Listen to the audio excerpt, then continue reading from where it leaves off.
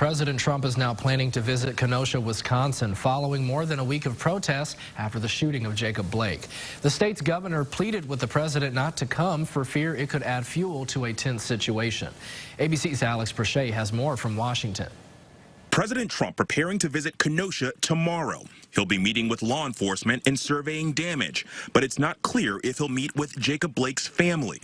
Blake was shot in the back 7 times by a police officer, resulting in his paralysis and more than a week of unrest. Rustin Chesky, the officer who pulled the trigger, and 2 others have been placed on modified leave.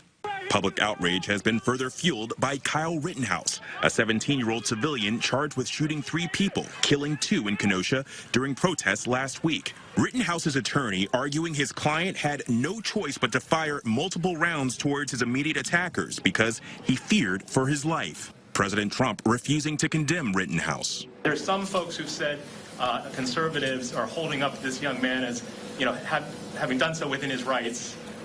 To sort of self-protect. Well, that's under investigation right now, and they'll be reporting back to me over the next 24 hours, 48 hours maybe max. Wisconsin's governor pleading for the president not to come, writing, "I am concerned your presence will only hinder our healing." All this after a war of words between President Trump and Portland's mayor following violent clashes between demonstrators and counter-protesters there, and the death of a right-wing supporter. Do you seriously wonder, Mr. President, why this is the first time in decades that America has seen this level of violence? It's you who have created the hate and the division.